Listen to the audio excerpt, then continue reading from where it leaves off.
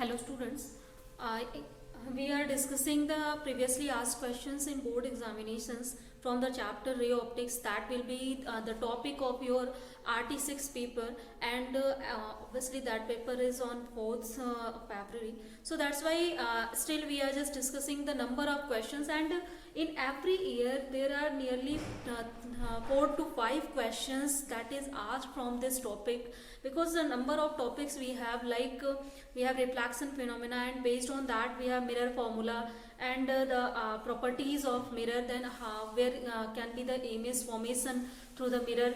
Secondary thing, we have refraction phenomena and total internal reflection. So based on these phenomena we have the properties of lenses, combination of lenses.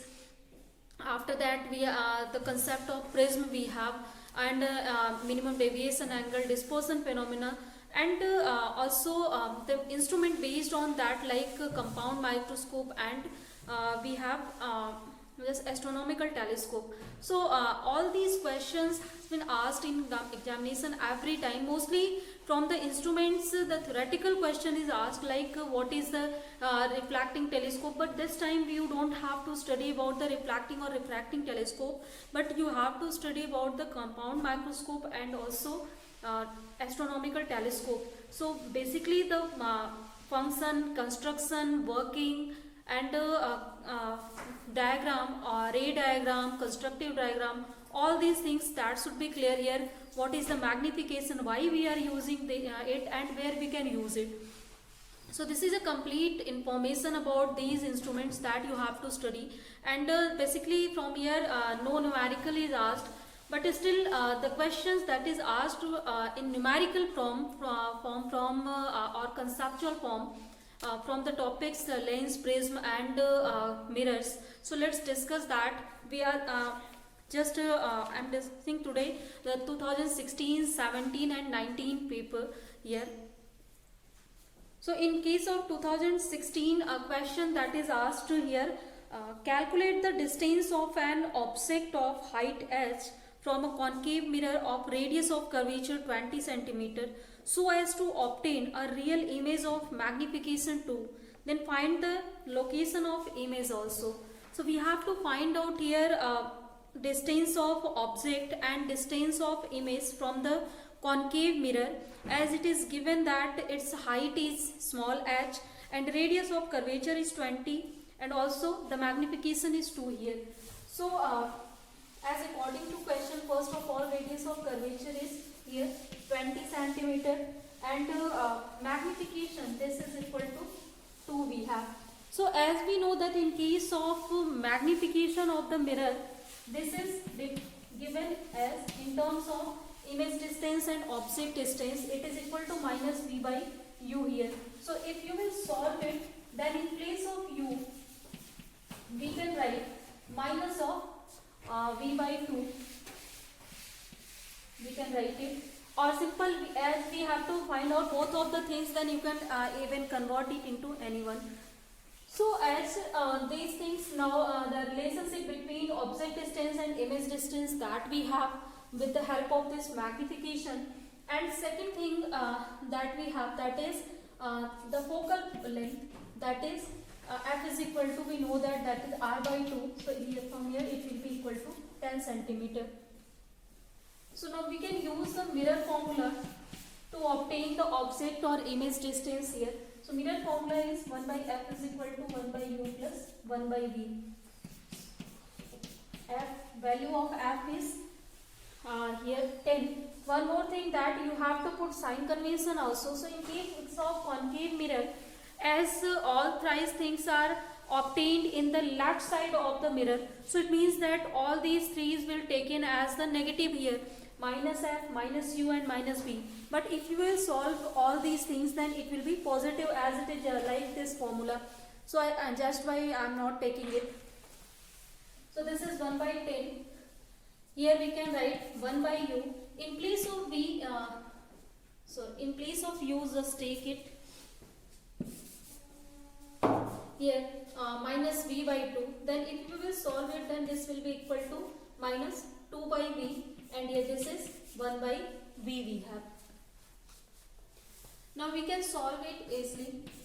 So this will be equal to 1 by 10, and also if you will solve that, then this is equal to minus 1 by V here,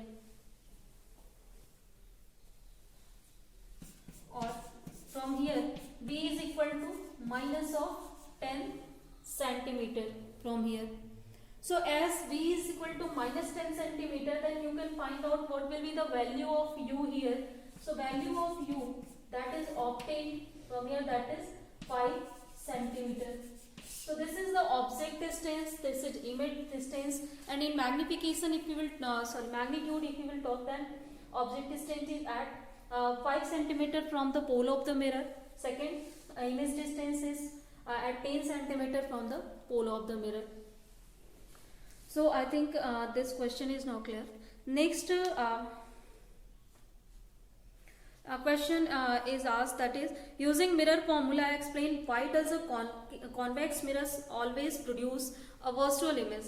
So as we know that in case of concave mirrors we get except one condition, we get mostly real image, and if we are using convex mirrors, then always we are getting virtual images, means image of the object that is formed behind the mirror, means in the right side of the mirror we can just see it, means we have to prove simple that the value of V should be positive here.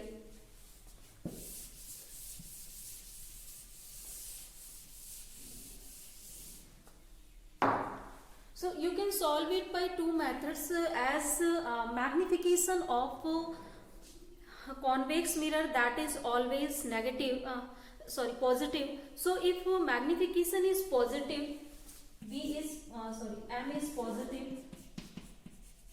and U is, you know that, always negative. Obviously if we are using mirror, then we will put the object in front of mirror, means in the right side of the mirror, then definitely it will be in the left side of the mirror, then that time it will be taken as negative. Then from the formula of magnification, this is equal to minus V by U.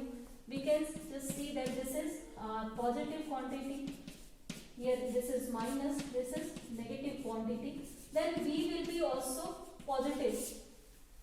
So it means that simple, if V is positive, then we will get the image distance or the image that will be behind the mirror, so it will be always virtual, it will not be real image.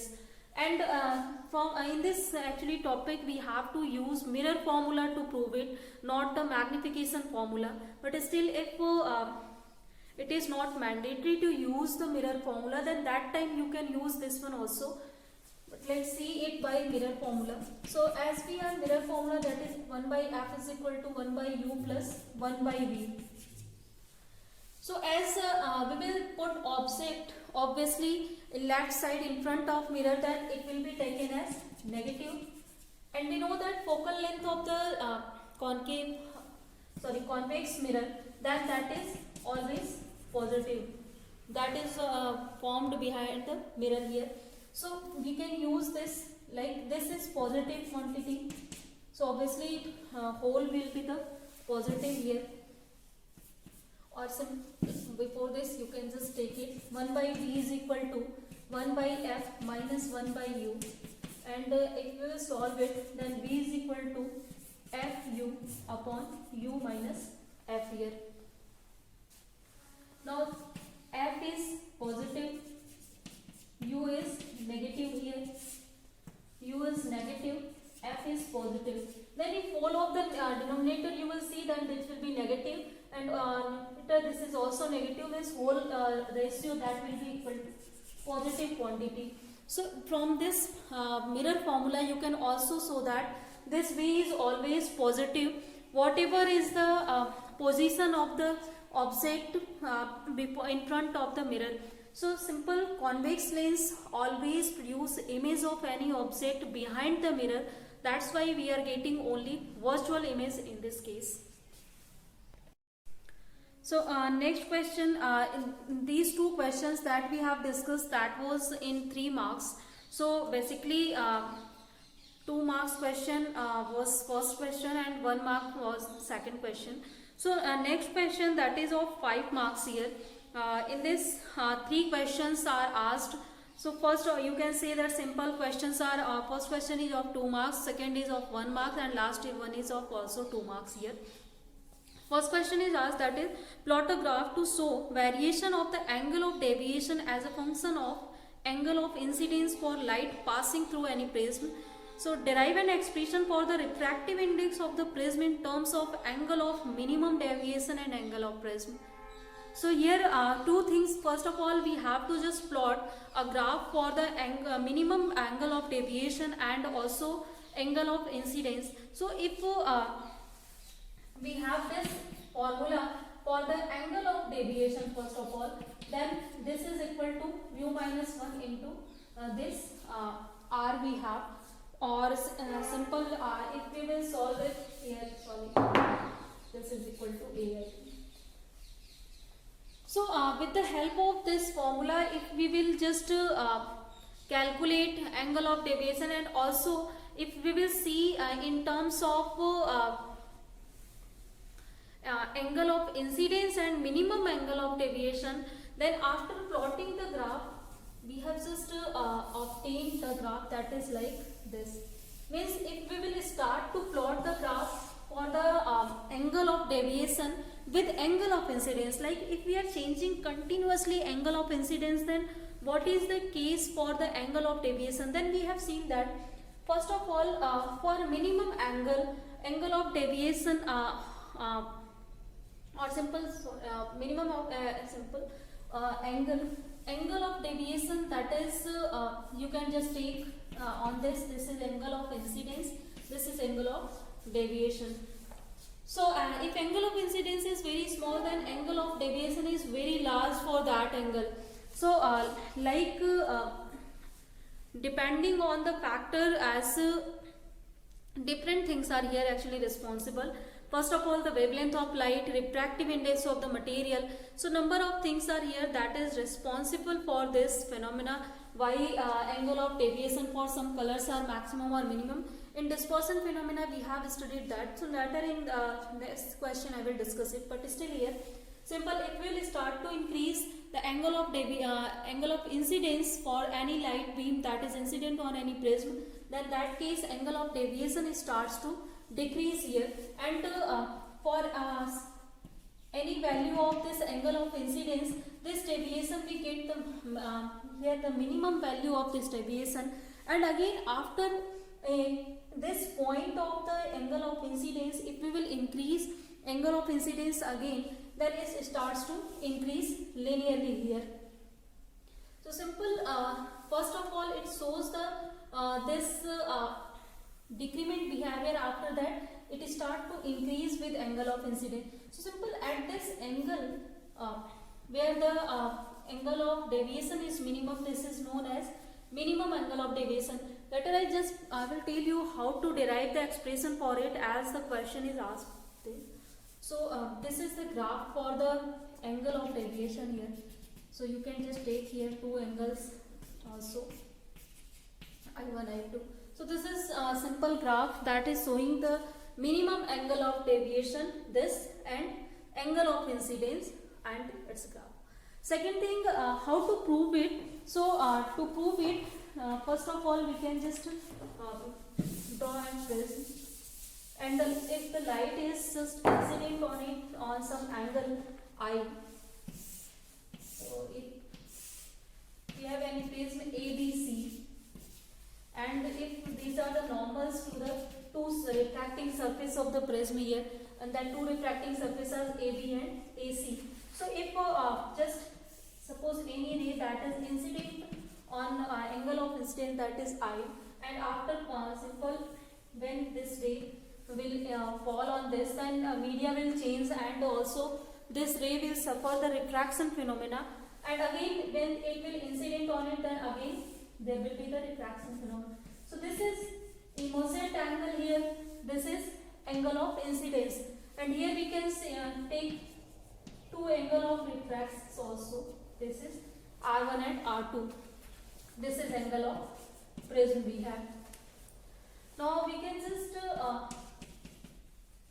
take this line in this way. This is, suppose this is meeting at K, and again we can take this one, means without deviation. If we just want to see the path of the line here, then this path will follow this and this will be this.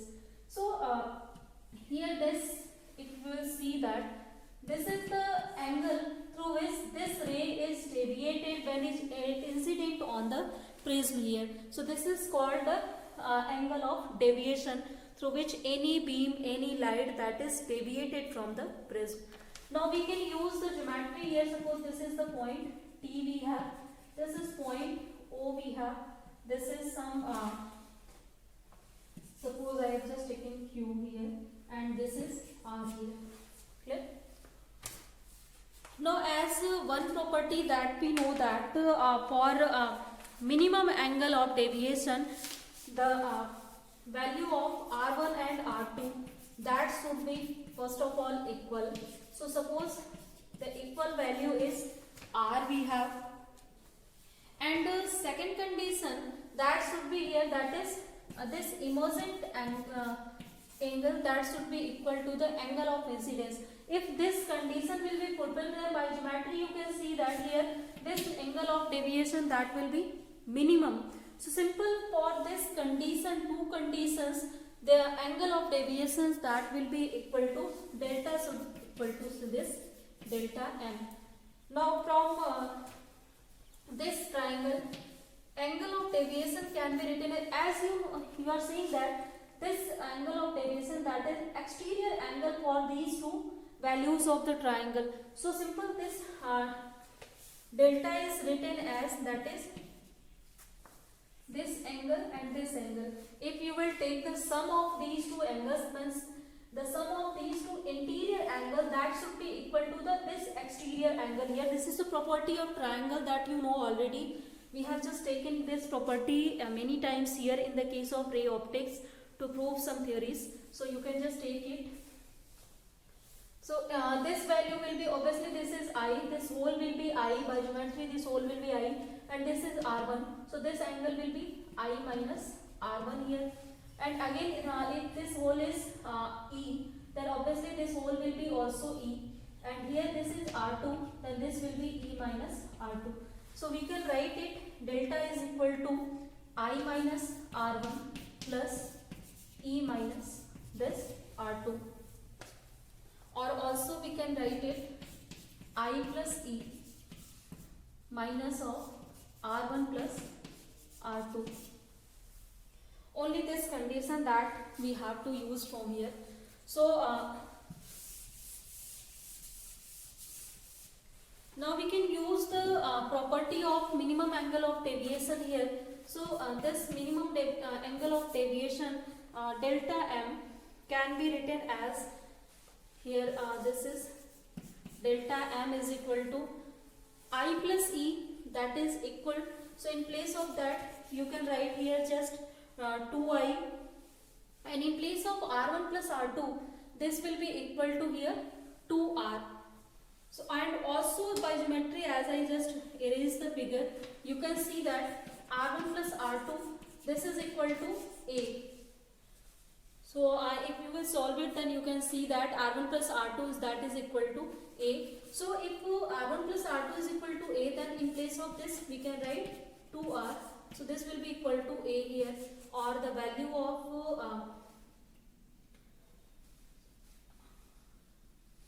R, that is equal to here A by 2. So just first of all let's take it.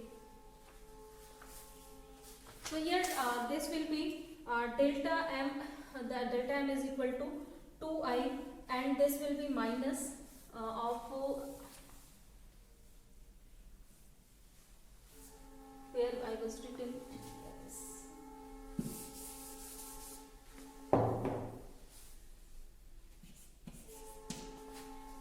So 2I minus A we can write in place of R1 plus R2, or from here we can write the value of 2I.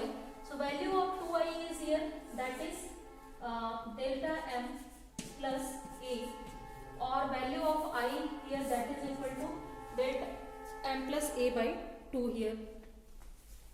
And also we have just calculated calculated value of R, that is equal to A by 2. R1 plus R2 is equal to A. We have 2R is equal to A. R is equal to A by 2. So we have value of angle of incidence and angle of refraction. Now we can use the Snell's law here to obtain the value of refractive index of the prism here. So value of refractive index of the prism mu is given by sin I by sin R using Snell's law.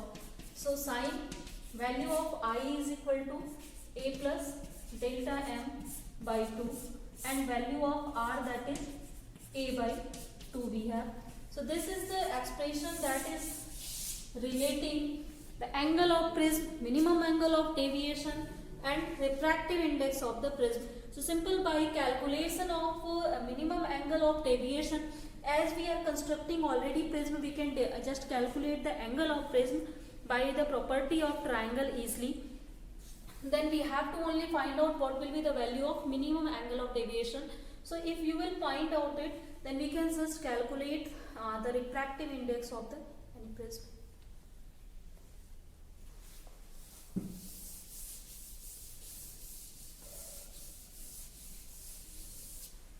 Now next question here, that is what is dispersion of light and what is its cause?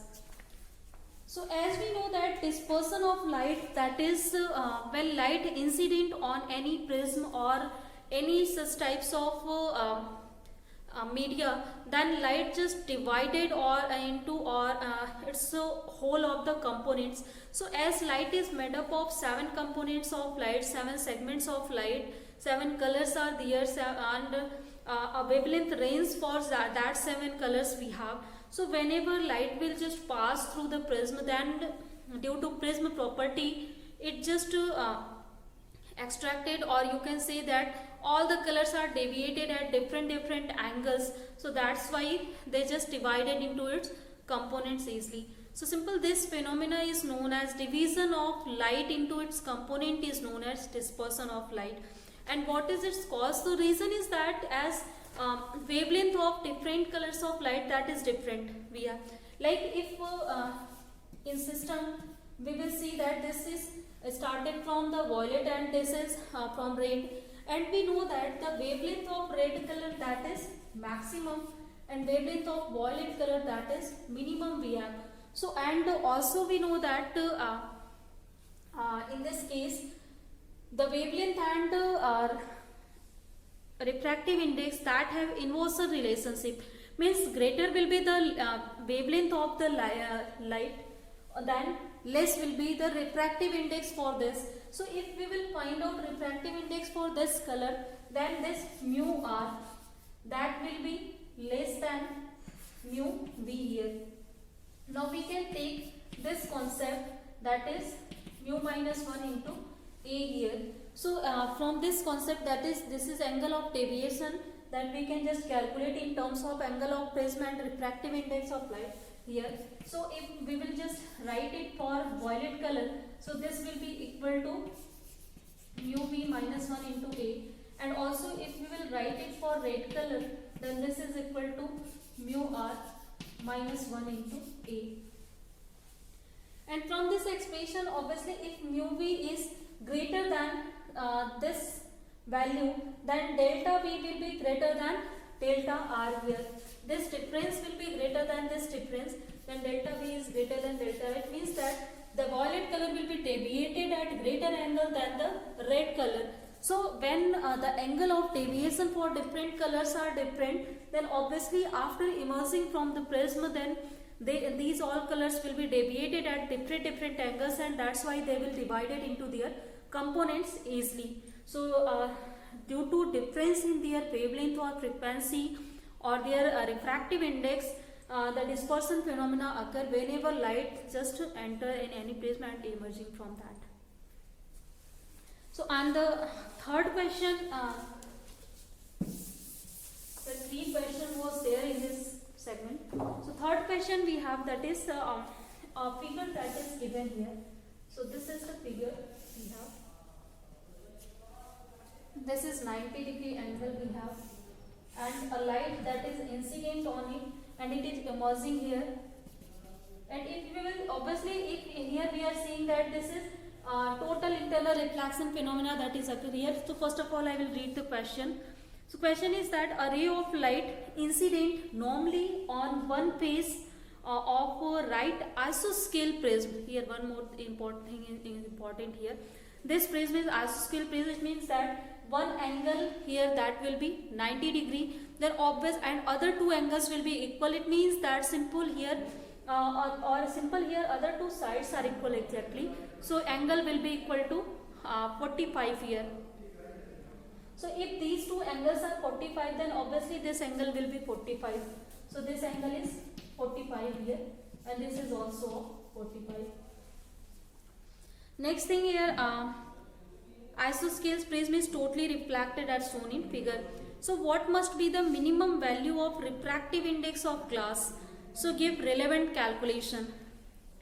So here we have to just solve this problem to obtain the refractive index for this case.